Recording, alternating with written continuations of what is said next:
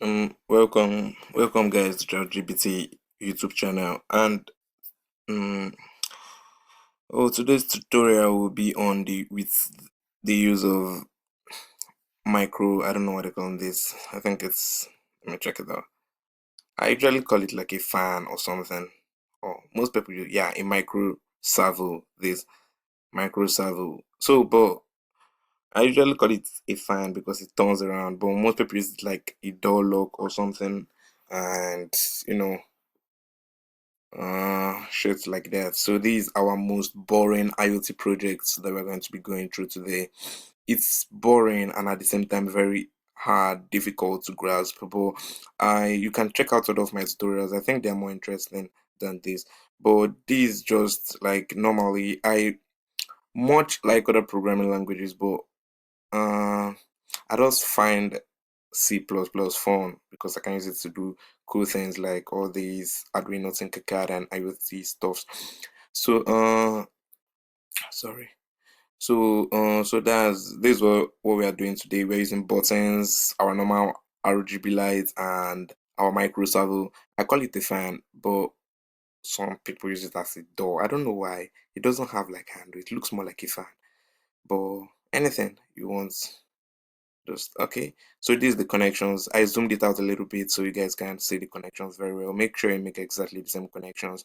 And as I've said before, like I'll just explain a few concepts of the connection so you guys know what it's all about. So when you are starting an Arduino project, you have to firstly you see this 5V. It will be connected to uh this plus, and the GND will be connected to this minus. So that's it. So if the 5V is connected to plus and the GND is connected to minus, so we will make sure that it runs, and it's just to like adjust and make the resistors work perfectly. So you can see this, so you can see this connection. So why I connected it here as well is so that we can have access to our resistor, because as I said in some of my videos, your resistor must be connected to the negative. So it needs to have access to this. So we have to connect everything together because we can't work with a resistor without it connected to the negative. The terminal is connected to the negative. So I'm working with the button as well, and you can see the button. I used two buttons. It's for those. I don't know. I find it kind of boring, but maybe you guys should see it as fun or something. But it's boring to me. But I just had to just show it off, so it won't just stay in my playlist or something. So these our breadboard and our normal Arduino R3 and things like that. So we are working with our fan today, and I don't know, it's just I'm just kind of tired today, but we are going to still go through it. So this is my code. Yeah, I think I'll shift this a little bit. Okay, yeah, just right here. I'll shift this. Make sure you have done your connections, please, and make sure it's exactly the same thing. Our buttons are connected to 2 and 3. I wrote it down here as well. So you import this. Imports it's just like normal import. You include the servo so you can work with it. You can work with it. In all the whole code, you must import this. Any time you want to use the micro servo, yeah, define for those that don't understand what it means. So this is the servo. The servo is connected to 4. You can see it's connected to 4, and also positive and negative. You can see it like this: power and ground, power and ground, power and ground. The ground is more like the GND, and the 5V is more like the power or something. So you can see it's connected to power and ground. So we got the 4. You can see I wrote like more like main like plenty comments in my code, like so you can just read through the comments and stuff like that, but I will explain the ones I can do. Yeah, so I just have ideas, then my best friend helps me out with things. You just be creative. Once you know what you're doing, you can just scale through. So these are connections. In all my projects, I used to declare my variables at the beginning of our code. So we can see the int button 1, 2, servo pin, RGB, green, and the connections where it's connected to. So it will tell the Tinkercad what it's going to be doing. And so our angle is initially set to 0. Our angle is initially set to 0. So it works with like angles. Like I think it's to 180 degrees or something. I don't know the angles. I think it have been long since I've done this Arduino, so I don't remember shit like that, like too much of shit like that. I think it's 180, yeah, to 180, so it goes 45, 90, 135, then 180. Yeah, so that's how it goes. Then the code is actually, I don't know, it's kind of confusing to me though. But the thing is, this is the flag to tell us our current movement and from one extreme to another. So we ignore new button presses. So this is our setup. In your Arduino code, you must have like a void setup and a void loop to run your program very well. It's just like a, yeah, you must use that to run it very well, or else it won't like go well or something like that. So you can see the pin button, our pin 1 and pin 2, their input is not giving out anything, and our RGB red, green, and blue RGB output. So it's, you need to declare it as a P mode. I was trying to print something in the server though, in the serial monitor. That's why I use this serial begin 9600. It shows that you want to print something in this serial monitor, but I just kept it just, you know, just for fun. I don't want to use it again. So I won't be printing anything in the serial monitor. I think I have another project on this micro servo, this fan, but I just find it boring though. But we are still going to do it, so we won't like be missing on things. So this is our void loop, what we do in our loop. So if we're in the middle of an automatic transition, do not read buttons. This prevents interrupting the transitions. So these are the things that it does. Again, I declared another to read the state of the two buttons. The thing is kind of confusing though, but I'm going to be posting my code in the comment section so you guys can just have fun and read the comments yourself. So I don't want to make this video too long or something, because most of you will probably skip it just to see the simulation in action, but it's cool though. But make sure you subscribe and things like that. It's cool. So so we have like button state is high and previous button state is low. So we have, so our aim now is to be moving the micro server in different angles.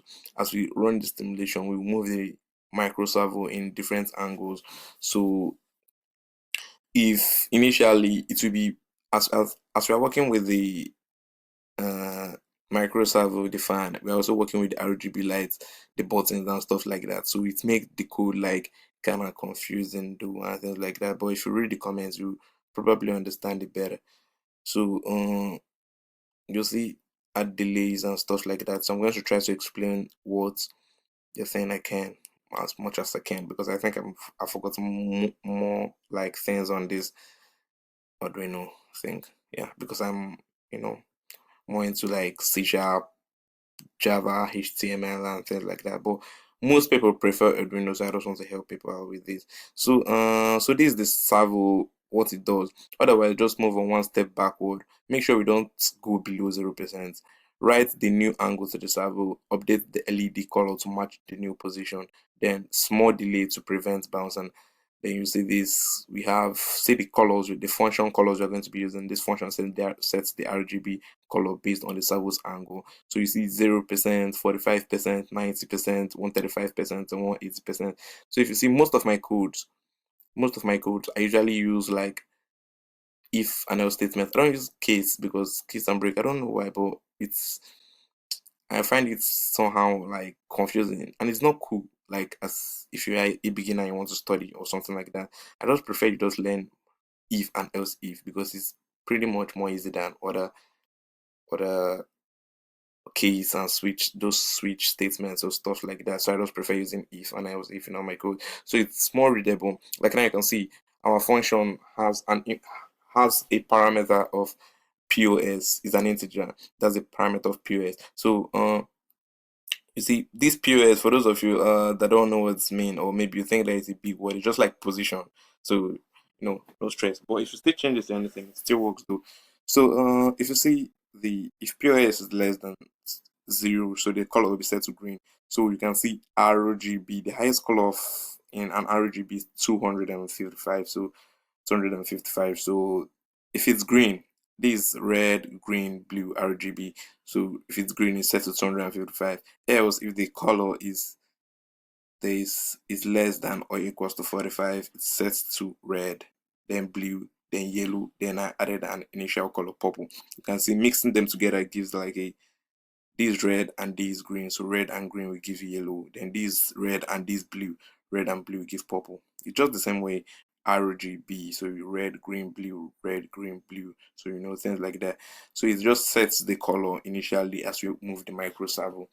So this is another color to set each color. So it takes in three parameters: red, green, and blue, and stuff like that. So okay, give me a sec. Okay, let me just adjust very well. I think. Okay, so that's it. So we now look into this. I think the code is just then incrementing and working with other things. So by we putting it in the comment section, so you can just copy and read the terminals and stuff like that. And maybe if you don't understand something, you can just ask me. Yeah, because it's been long I've done this, so I probably would have forgotten some things. That's why I usually write code, so maybe I can have an explanation to everything. So what we're going to be doing now is like, if you see the once we run the simulation, we'll have. Okay, let me just run it so you guys will see. I think I'll just close this. Okay, so we'll just keep this right here. Okay, so if I start the simulation, we're not going to be printing anything else from monitor, though, just normal simulation. So if I start this, okay, it's initially set to green. I just like the color of the RGB. It's cool though, like cool. So it's initially set to green and set to green. So this is the button. This button moves it this way, and this button moves it backwards. So if I click on this button, okay, let me just click it so maybe you guys will see what I mean. So if I click on it, one, it turns. Sorry, it moves this other way around. I don't know how it's moving. This fan is kind of confusing. Then the red, the green, it changes the color. Once it moves, it changes the color slowly, slowly. So most of you might just say, oh, maybe I will just uh, have the idea, copy it, or ask your AI or something like that. I can assure you that it will be very, very difficult for you to do this. You have to like know how to work with AI and stuff like that. But I'll still be going on videos on how I'm going to be working with AI and other projects and other programming languages though. So this one, once it's red, we then we'll click it again, it changed to purple. So you see it slowly changes as it moves the fan. I'll just keep on calling this fan though. So then you hit this again, it changed to yellow. Then we hit this again, so it changed to purple. Okay, the other color, I think it's blue. No, okay, this is purple. It looks, yeah, it's purple. I'm kind of blind. So, so the next thing we're going to do, if we click, we are still on the first button though. So if I click on this button again, it starts going back by itself. Okay, let me just click on it again. One, two, three, four. Okay, that's the end color. So what it does is that if we click the button, it just goes. Then if we click it like at the end time, it just goes back by itself and returning back the colors, the previous colors. Okay, let's run it again. It's initially set to green, so we're working with this first button. So if I click on the button, it's red. Click purple. So this is blue. I think it's blue. So click yellow, then click. Oh, sorry. Click purple. You see this? Then if I click it back, it goes back. Yellow, blue, red, green. It turns back by itself initially. Then this one goes the other way around. Okay, if I click this, it's click, it goes back, yeah, like this. So this one goes the other way around. It's just like left. I thought you guys this thing would be boring, but it's still an idea. I don't like working with RGB lights though. So if I click this again, okay, this this okay, so that's the functionality. I had another idea though, like to work with two Arduino and breadboard and stuff like that. So work with like two. So I'll quickly show you guys in this same video because I find this fan boring. So I'll quickly stop this simulation. Okay, see the other one. I just hate this fan, but I just still have ideas. I'm literally very creative, so don't blame me. So I had to work with two RGB breadboard and stuff like that. But if you look very well, it's very complicated. Even the connections, I'm not sure you guys can get these connections very well. And I would like to share my Tinkercad link with you guys so you guys can see all my projects, but I can't because I don't know, just some people just like to copy my work or something. So you'll see this is the other one. So I just had to work with like two breadboard and two Arduino R3. So with one server, it does the same thing, but the code is very, very devastating. I'll be posting it in the comment section as well for my subscribers though. So if I should move this, I don't even know if I will move. Okay, I'm able to move it. So so you see this time around we're controlling it with this other breadboard and we are giving the outputs. It's very crazy, but it still does the same thing though. So you can see the code. Maybe you might think it's not possible. You can see this. We have code 1 and we have code 2, I think. Okay, yeah, see, just normal code. I won't take much to explain this. So this is just like our normal, like the last one though, but it has more crazy stuff. So we can work with the wire and other stuff. So we can work with two Arduino boards and stuff like that. So you can see it's still the same thing with the other one, crazy though, but it's very wild. So this is our first code because we're working with two Arduino R3. We'll have like two codes. This is our second code. So this we'll go to the first one. This is our first code. This is our first code. We're using it to control the first one, the buttons. You can see the buttons. We're using it to control the buttons and sending it. We're going to include this wire so we can, tell the Arduino that wow, we're going to be working with two things today, so it should be aware of it. So we can see this. I was actually going to print some things in the serial monitor though, but I'll just leave it that way. We'll just run the code so you see it works the same thing.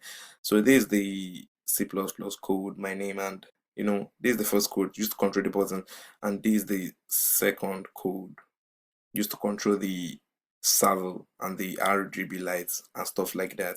So it's still the same thing, but I broke it into two. And we're working with a wire to tell the Arduino that we're working with two things now, so be aware of it. So you can see that's it. So that's it. So if we run this code now, you can see, let me shift this a little bit so it to be more. It still does the same thing as the other one. If I should start simulation right now, you see. Okay. It's initially set to green. It's initially set to green.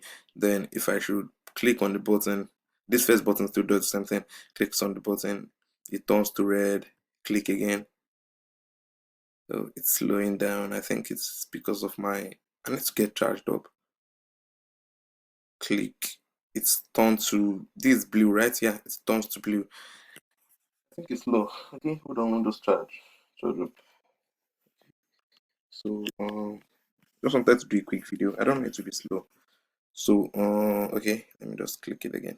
Then click on the button. It turns to yellow. What's loading again? Then click on the button.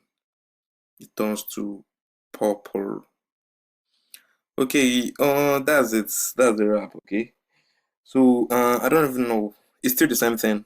Does the same thing. So if I click on it again, it just goes back and by itself. No need to click any other things. I can just so it's just normal. I told you guys that you find this very boring.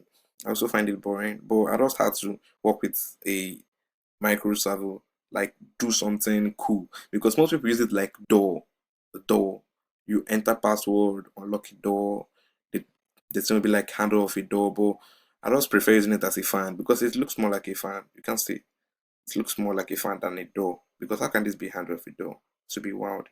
It's more like an airplane fan or something. So I just had to mix it with many other things. So that's a wrap. Thanks for watching. I will see you in the next video. Don't forget to like, comment, and subscribe for more project-based coding tutorials.